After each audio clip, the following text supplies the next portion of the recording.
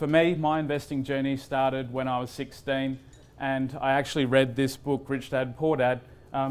So can I see a show of hands who's actually read this book and enjoyed it? Who hasn't read it? Wow, at least half the room. Who was closest to me that hasn't read it? I'll give you a copy. Put your hands up again. Yeah, front row. That's what you get for sitting in the front. I actually tried to buy a few more than just one, but books are dead these days and everything's audio. I went to 3 shopping centres over the weekend and found that one, so there you go. Everyone else will have to grab it on audio. Anyway, I was pretty lost and distracted in school. I mainly spent my time chatting up girls unsuccessfully and also trying to fit into the different social groups. And then one of my friend's mums actually gave me this book to read, and it absolutely blew my mind. It changed my life from that point forward because it showed me 2 major things. One, that it's possible for everyone to create wealth. It's just a matter of how. You don't need experience, you don't need book smarts, and if you employ principles like leverage and making money work for you, and building a team.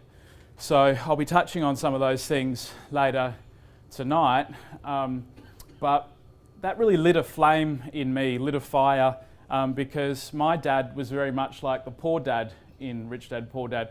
He was a slave to money. It felt like he was never around, and I associated if I could get money and buy time, then I could spend it with my family. So that is what really drives me and continues to inspire me to do the same for our clients. What's the point in having money if we can't enjoy it and spend that quality time with family? So that's what inspired me to start Investors Edge 8 years ago.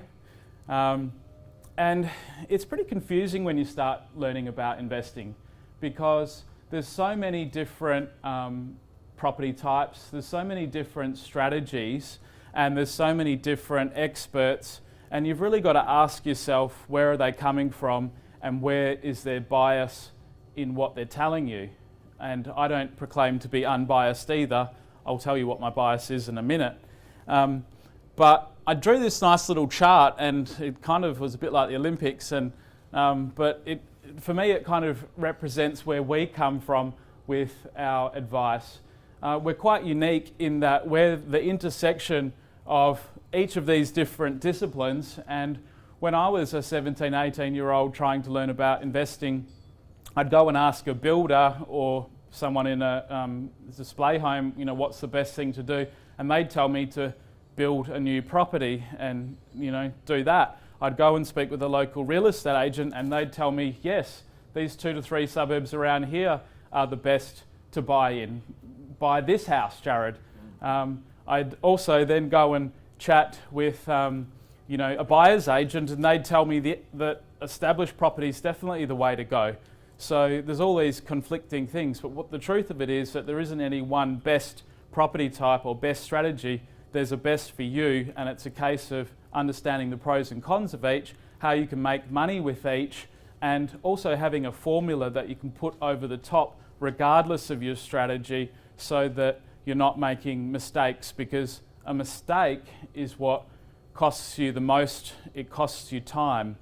So I'm going to share with you tonight my advice and experience that comes from this intersection, and very much so I'm very heavily focused on property management, and very few advisors ever come from this space. So they'll sell you something, and then when it actually comes time to finding a tenant, the vacancy rate's through the roof and you can't actually attract a quality tenant in many cases, and your actual peace of mind and enjoyment as an investor for the next 5, 10, however many years you own that property is seriously impacted. So that's why, for me, my bias is around property management and what is going to rent well and what's going to attract a quality tenant, because me and my team are going to have to deal with your problem property later on if we don't, find something or purchase something that is going to attract that.